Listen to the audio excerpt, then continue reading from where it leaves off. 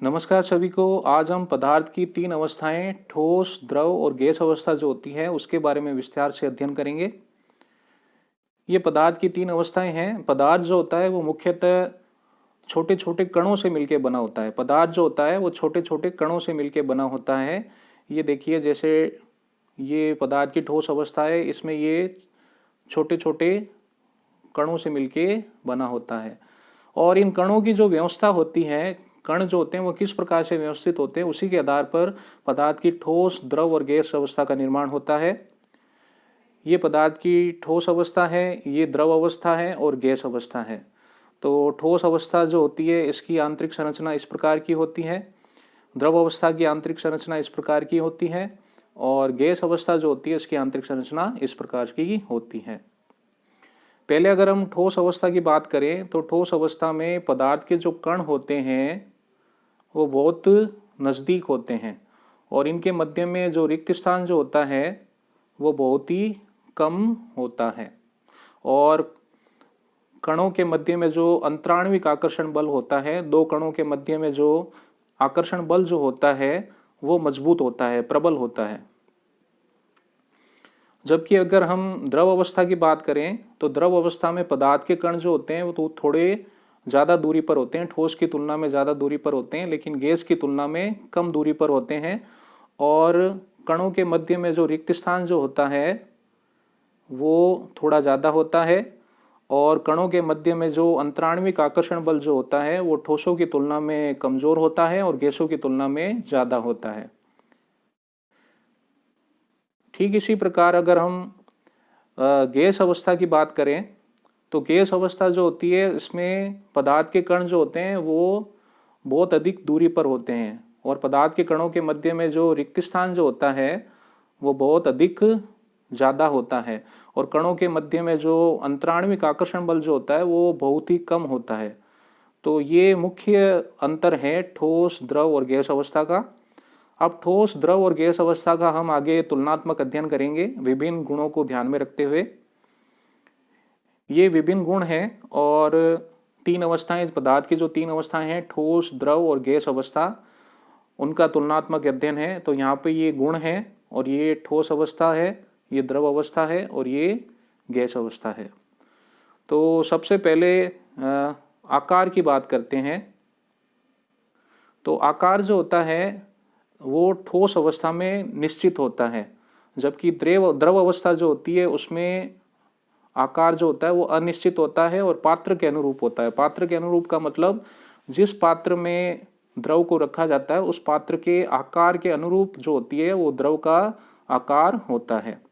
Gas अवस्था की बात करें तो गैस अवस्था का आकार जो होता है वो भी अनिश्चित होता है और जिस पात्र में गैस भरी रहती है उस पात्र के आकार के अनुरूप ही गैस अवस्था का आकार होता है।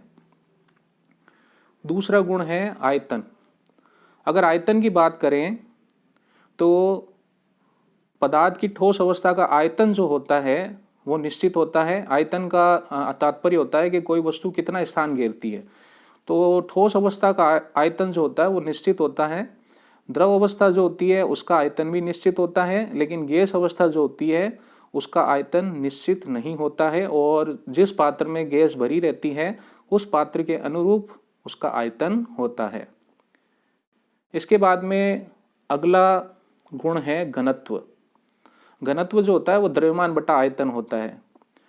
तो घनत्व की अगर बात करें तो ठोस अवस्था जो होती है उसका घनत्व जो होता है वो सबसे अधिक होता है और द्रव अवस्था का जो घनत्व जो होता है वो ठोस की तुलना में कम होता है और गैस की तुलना में ज़्यादा होता है। जबकि गैस अवस्था जो होती है उसका घनत्व जो होता है वो सबसे कम होता है। तो घनत्व ठोस अवस्था का सबसे अधिक होता है और द्रव अवस्था का जो होता है वो ठोस की तुलना में कम होता है। एल का मतलब है लिक्विड, और गैस की तुलना में ज़्यादा होता है और गैस अवस्था का घनत्व जो होता है वो सबसे कम होता है। अगला गुण है कणों के मध्य रिक्त स्थान। इसके बारे में हमने पहले भी समझा था। तो अगर कणों के मध्य रिक्त स्थान मतलब कणों के मध्य में जो खाली जगह होती है उसकी अगर बात करें तो ठोस अवस्था में कणों के मध्य रिक्त स्थान सबसे कम होता है। द्रव अवस्था में ठोस की तुलना में ज़्यादा होता है रिक्त स्थान और गैस की तुलना में कम होता है।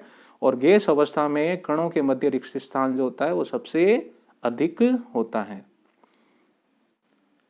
अगला गुण है अंतराण्विक आकर्षण बल। तो अंतराण्विक आकर्षण बल यानी कि दो जो कण होते हैं पदार्थ के, उनके मध्य में जो आकर्षण बल होता है उसे अंतराण्विक आकर्षण बल कहते हैं। तो अंतराण्विक आकर्षण बल की बात करें तो ठोस अवस्था में अंतराण्विक आकर्षण बल जो है वो प्रबलतम होते हैं, सबसे ज़्यादा होते हैं, सबसे अधिक होते हैं। तो मतलब ठोस अवस्था जो होती है उसमें अंतराण्विक बल जो होते हैं वो सर्वाधिक होते हैं, प्रबलतम होते हैं। और द्रव अवस्था की बात करें तो अंतराण्विक आकर्षण बल जो है वो द्रव अवस्था में कणों के मध्य अंतराण्विक आकर्षण बल जो है वो ठोस की तुलना में कम होता है और गैस की तुलना में ज़्यादा होता है। एल एल का मतलब लिक्विड, लिक्विड मतलब द्रव अवस्था। तो द्रव अवस्था में अंतराण्विक आकर्षण बल ठोस की तुलना में कम होता है और गैस की तुलना में ज़्यादा होता है। और गैस अवस्था की बात करें तो कणों के मध्य अंतराण्विक आकर्षण बल जो है वो दुर्बल होता है, बहुत ही कम होता है और सबसे कम होता है। अब अगला पॉइंट है कणों की गतिशीलता। कणों की गतिशीलता का तात्पर्य होता है कि पदार्थ के जो कण जो होते हैं वो निरंतर गतिशील रहते हैं और निरंतर गतिशील रहते हुए वो आपस में टकराते रहते हैं। तो कणों की गतिशीलता की अगर बात की जाए तो ठोस अवस्था में कणों की गतिशीलता जो होती है वो नगण्य होती है, सबसे कम होती है। द्रव अवस्था की बात करें तो द्रव अवस्था में कणों की गतिशीलता ठोस की तुलना में ज़्यादा और गैस की तुलना में कम होती है। और गैस अवस्था में कणों की गतिशीलता जो होती है वो सबसे अधिक होती है, सर्वाधिक होती है। अगला पॉइंट है विसरण की दर। विसरण का तात्पर्य होता है पदार्थ के कणों का अधिक सांद्रता से कम सांद्रता की ओर गमन। मतलब जहां वे पदार्थ के कणों की मात्रा अधिक है वहां से पदार्थ के कण जो होते हैं वो कम मात्रा वाले स्थान की तरफ गमन करते हैं, इसे विसरण कहते हैं। तो अगर विसरण की दर बात की जाए तो ठोस अवस्था में विसरण की दर जो होती है वो सबसे कम होती है। द्रव अवस्था में ठोस की तुलना में ज़्यादा होती है और गैस की तुलना में कम होती है। और गैस अवस्था में विसरण की दर जो होती है वो सबसे अधिक होती है। अगला गुण है संपीड्यता। संपीड्यता का मतलब होता है किसी पदार्थ को जब हम दबाते हैं, दाब देते हैं, तो वो कितना दबती है, कितना उसका संपीड़न होता है, इसे संपीड्यता कहते हैं। तो संपीड्यता की अगर बात करें तो ठोस अवस्था में संपीड्यता जो होती है वो सबसे कम होती है, नगण्य होती है। द्रव अवस्था में संपीड्यता जो होती है वो ठोस की तुलना में ज़्यादा होती है और गैस की तुलना में कम होती है। और गैस अवस्था में संपीड्यता जो होती है वो सर्वाधिक होती है, सबसे ज़्यादा होती है। अगला पॉइंट है, अगला गुण है कठोरता। कठोरता की अगर बात की जाए, कठोरता मतलब हार्डनेस। कठोरता की बात की जाए तो कठोरता जो होती है वो ठोस अवस्था में सबसे ज़्यादा होती है और द्रव अवस्था में जो होती है वो ठोस अवस्था से कम और गैस अवस्था से ज़्यादा। तो द्रव अवस्था में कठोरता जो होती है वो ठोस अवस्था से कम होती है और गैस अवस्था की अपेक्षा ज़्यादा होती है। जबकि गैस अवस्था में जो कठोरता जो होती है वो सबसे कम होती है, बहुत ही कम होती है। तो इस प्रकार से हमने ठोस, द्रव और जो गैस अवस्था जो होती है उनका कई गुणों के आधार पर तुलनात्मक अध्ययन किया। अब हम पदार्थ की अवस्था परिवर्तन के बारे में अध्ययन करेंगे। पदार्थ की अवस्था परिवर्तन का तात्पर्य होता है कि पदार्थ की जो मुख्य तीन अवस्थाएं होती है, ठोस, द्रव और गैस, इनका आपस में परिवर्तन होना, आपस में रूपांतरण होना। तो पदार्थ की जो अवस्था परिवर्तन जो होती है उस पर कुछ कारक होते हैं, महत्वपूर्ण कारक, जैसे ताप हो गया, दाब हो गया, उनका क्या प्रभाव पड़ता है उसके बारे में हम विस्तार से समझेंगे। सबसे पहले पदार्थ की अवस्था परिवर्तन पर ताप का क्या प्रभाव पड़ता है, तापमान जो होता है उसका पदार्थ की अवस्था परिवर्तन पर क्या प्रभाव पड़ता है उसको हम समझते हैं। तो ताप बढ़ाने पर, मतलब तापमान जो होता है उसको जब हम बढ़ाते हैं, गर्मी को बढ़ाते हैं, तो पदार्थ के कणों की जो गतिज ऊर्जा जो होती है वो बढ़ जाती है। तापमान बढ़ाने पर पदार्थ के जो कण जो होते हैं उनको ऊर्जा मिलती है और ऊर्जा मिलने से उनकी जो गतिज ऊर्जा जो होती है वो बढ़ जाती है, और गतिज ऊर्जा बढ़ने की वजह से कणों की जो गतिशीलता जो होती है, पदार्थ के कणों की गतिशीलता, गति जो होती है वो भी बढ़ जाती है। तो तापमान को बढ़ाने पर पदार्थ के कणों की जो गतिशीलता जो होती है वो बढ़ जाती है। पदार्थ के कणों की गतिशीलता बढ़ने की वजह से पदार्थ के कणों के मध्य में जो अंतराण्विक आकर्षण बल जो होते हैं वो दुर्बल पड़ जाते हैं, कमजोर हो जाते हैं। और अंतराण्विक आकर्षण बलों के कमजोर होने की वजह से पदार्थ के कण जो हैं वो दूर दूर हो जाते हैं। पदार्थ के कणों के मध्य में जो रिक्त स्थान जो होता है वो बढ़ जाता है, जिसकी वजह से पदार्थ की जो ठोस अवस्था जो होती है वो द्रव अवस्था में बदल जाती है, और द्रव अवस्था जो होती है वो गैस अवस्था में बदल जाती है। तो पदार्थ की अवस्था परिवर्तन पर ताप का ये प्रभाव पड़ता है।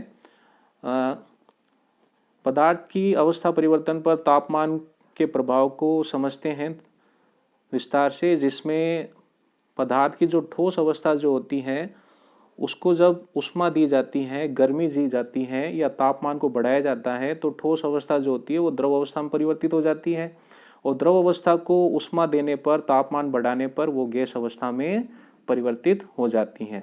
इसी प्रकार से इसका उल्टा किया जाए, तापमान कम किया जाए तो प्रभाव जो होगा वो भी उल्टा होगा।